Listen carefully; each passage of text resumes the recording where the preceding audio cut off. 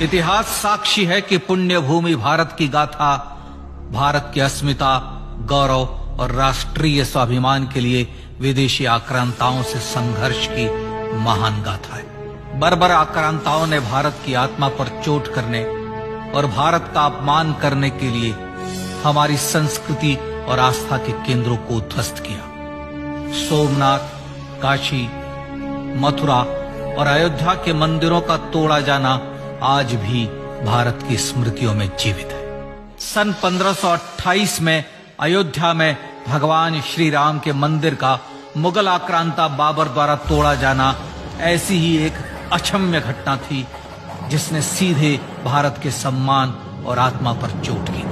कारण साफ था, अयोध्या के श्री राम के मंदिर पर आक्रमण भारत की आत्मा पर आक्रमण था। जहां हर भारतीय के रोम रोम में राम बसते हैं, वह भारत यह अपमान कैसे सहता। राम मंदिर पर आक्रमण भारत को आहत कर गया था। विदेशी हमलावर अपनी बर्बरता दिखाते गए और भारत अपने आत्मगौरव को फिर से पाने के लिए संघर्ष करता रहा। भारत रामलला के जन्म स्थान पर बाबर के नाम पर बने एक ढांचे को देखता और उसे हटाने का संकल्प लेकर शक्ति संजोया करता। हिंदू समाज आत्मसम्मान के रण में डटा रहा और लगातार हमलावरों द्वारा बनाए गए बाबरी ढांचे को हटाने के लिए लड़ता रहा। सरयू कई बार रक्त से लाल हुई। कभी स्थानीय शासकों ने तो कभी साधु संतों और राम भक्तों ने राम जन्मभूमि की मुक्ति के लिए अपने प्राणों की आहुति दी। 74 बार युद्ध हुए। हम कुछ मोर्चे हारे, पर रण जीतने का संकल्प कभी कम नहीं हुआ। हिंदू समाज तलवारों से रक्त रंजित हुआ, पर उसने हार नहीं मानी। उसका संकल्प अजेय था। 15 अगस्त 1947 को देश की आजादी के साथ सैकड़ों सालों से चले आ रहे इस संघर्ष में नई ऊर्जा और एक नया मोड़ आया। अचानक 23 दिसंबर 1949 को बाबरी ढांचे में श्री राम लला प्रकट हुए। हजारों राम भक्त दर्शन के लिए उमड़ पड़े। तत्कालीन प्रधानमंत्री पंडित जवाहरलाल नेहरू ने उत्तर प्रदेश सरकार को श्री राम लला को विवादित ढांचे से हटाने का आदेश दिया। उत्तर प्रदेश सरकार ने अयोध्या के कलेक्टर को यह काम दिया और यह निर्देश भी कि जरूरत पड़ने पर वे बल का प्रयोग भी करें। अयोध्या के कलेक्टर ने सरकार को उत्तर दिया कि यह नरसंहार के बिना संभव नहीं है, और फिर भी वह ऐसा चाहती है तो किसी दूसरे कलेक्टर से यह काम करवा ले। परिणाम स्वरूप रामलला की मूर्ति वहीं विराजमान रही। विवादित ढांचे को बंद कर दिया गया। केवल पुजारी को सेवा अर्चना के लिए भीतर जाने की अनुमति थी। फिर भी राम भक्त विवादित ढांचे के बाहर से प्रभु श्री राम की आराधना करते रहे। भारत के हिंदू समाज के लिए चुनौतियां और बढ़ गई। मामला अदालत में गया। विपक्षी दलों द्वारा अदालत में भगवान श्री राम के अस्तित्व पर सवाल उठाए गए। उनके अयोध्या में ही जन्म लेने का प्रमाण मांगा गया। भारत का जनमानस अब आहत हो उठा था। आजाद भारत में भी हिंदू समाज को अपनी आस्था और श्रद्धा के लिए संघर्ष करना पड़ रहा था। चुनौतियों के इस समय में सन 1984 में विज्ञान भवन दिल्ली में विश्व हिंदू परिषद ने धर्म संसद का आयोजन किया। इस संसद में देश भर के संतों ने राम जन्मभूमि की मुक्ति के लिए आह्वान किया और राम जन्मभूमि मुक्ति यज्ञ समिति का गठन किया। धर्म संसद ने राम जन्मभूमि की मुक्ति और वहां भगवान श्री राम के भव्य मंदिर बनाने के भारत के जनमानस के संकल्प को फिर से दोहराया। विश्व हिंदू परिषद के नेतृत्व में मंदिर निर्माण के लिए पूरे देश में अभूतपूर्व आंदोलन की शुरुआत हुई। श्री राम जन्मस्थली मुक्ति यज्ञ समिति के साथ देश भर में राम जानकी की रथ यात्राएं निकली। राम लीलाओं में राम कथा के माध्यम से भारत का आम जन फिर से जुटा। अब सबके मन में एक ही प्रण था, एक ही लक्ष्य था। अयोध्या में जन्मभूमि पर भगवान श्री राम के भव्य मंदिर का निर्माण।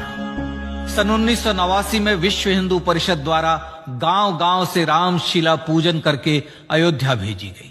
2,75,000 गांवों से रामशिलाएं अयोध्या पहुंची। भव्य राम मंदिर के शिलान्यास का निर्णय हुआ।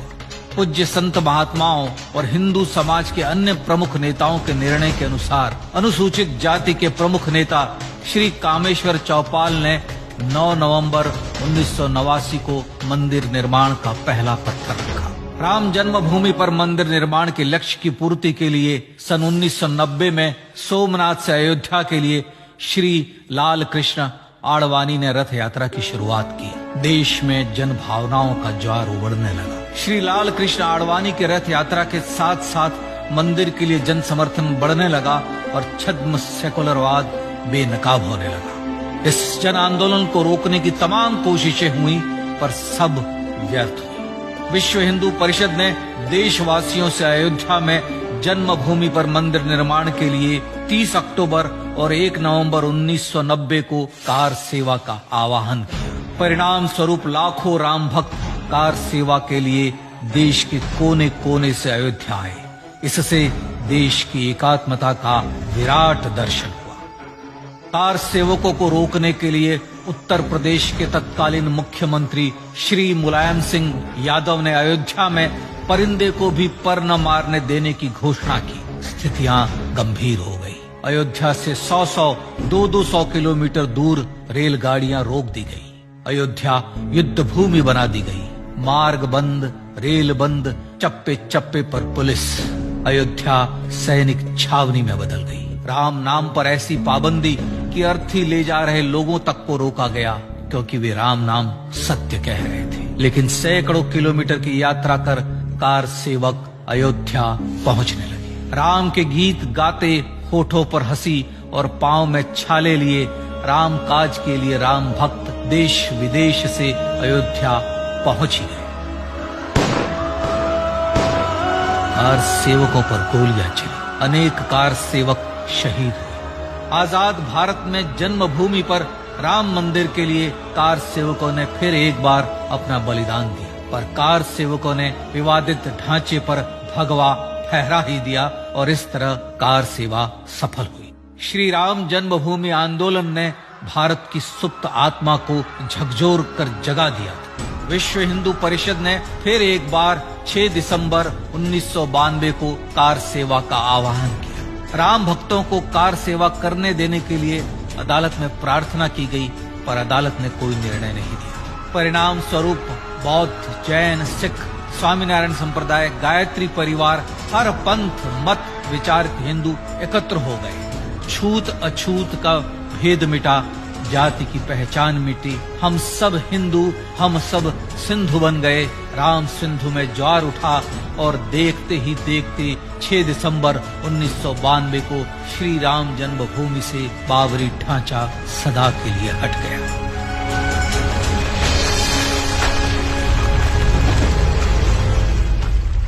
यह क्षण शौर्य, न्याय और सत्यमेव जयते का क्षण था। यतो धर्मस्ततो जय का क्षण था। पर संघर्ष की गाथा यहां जाकर भी नहीं रुकी। छद्म सेकुलरवादियों द्वारा भारत और भगवान श्री राम के इतिहास को झुठलाने के लिए अदालतों में चुनौतियों का सिलसिला चलता रहा, जो 1950 से चल रहा था। हिंदू सिखों के बीच से गुजरते हुए भगवान श्री राम का दर्शन करने के लिए विवश थे। यह स्थिति थी आजाद भारत में श्री राम और राम भक्तों की। पर सत्य को तो जीतना ही था। आखिरकार देश के सर्वोच्च न्यायालय के 5 जजों की खंडपीठ ने 9 नवंबर 2019 को ऐतिहासिक निर्णय दिया और यह कहा कि अयोध्या जन्मभूमि परिसर की पूरी 67 एकड़ भूमि रामलला की, और न्यायालय ने भारत सरकार को जन्मभूमि पर मंदिर बनाने के लिए एक ट्रस्ट बनाने का आदेश दिया। सर्वोच्च न्यायालय के आदेश के अनुसार भारत सरकार ने 5 फरवरी 2020 को श्री राम जन्मभूमि तीर्थ क्षेत्र नाम के ट्रस्ट का गठन किया और राम जन्मभूमि न्यास की भूमि जो सरकार द्वारा अधिग्रहित की गई थी, उसे ही नवनिर्मित न्यास को वापस दे दिया गया। 5 अगस्त 2020 को भारत के प्रधानमंत्री श्री नरेंद्र मोदी ने श्री राम जन्मभूमि तीर्थ क्षेत्र के अध्यक्ष पूज्य महंत नृत्य गोपाल दास, राष्ट्रीय स्वयंसेवक संघ के पूज्य सरसंघ चालक डॉक्टर मोहन भागवत एवं उत्तर प्रदेश के मुख्यमंत्री श्री योगी आदित्यनाथ की उपस्थिति में श्री राम जन्मभूमि पर भगवान श्री राम के भव्य मंदिर के लिए भूमि पूजन कर निर्माण कार्य का शुभारंभ किया। इस तरह लगभग 500 वर्षों से राम जन्मभूमि की मुक्ति के संघर्ष का पटाक्षेप हुआ। अपने आत्मसम्मान और राष्ट्रीय अस्मिता के लिए इतना लंबा संघर्ष विश्व के इतिहास में बेजोड़ है। श्री राम भारत की आत्मा, भारत की परिभाषा, हमारे राष्ट्रीय आदर्शों और जीवन मूल्यों के प्रतिनिधि मर्यादा पुरुषोत्तम हैं, जो हर हिंदू के होठों पर जन्म से मृत्यु तक रहे, बस यही हर हृदय में प्रार्थना होती है।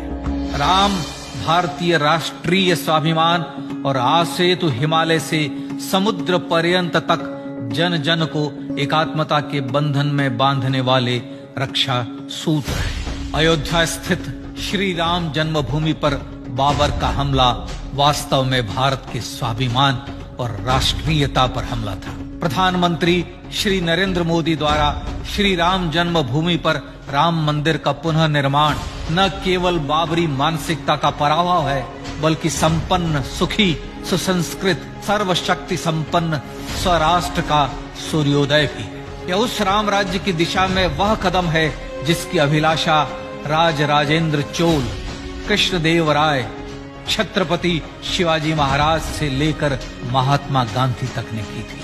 अयोध्या में जन्मभूमि पर भगवान श्री राम का मंदिर न सिर्फ राष्ट्रीय गौरव होगा, बल्कि वह श्री राम के आदर्शों का राष्ट्र मंदिर होगा। अब वह महान संकल्प पूरा होने जा रहा है। आइए इस राम यज्ञ, राष्ट्र यज्ञ में जिन ज्ञात और अज्ञात भारतीयों ने अपनी आत्माहुति दी है, उनका पुण्य स्मरण कर उन्हें श्रद्धांजलि दी।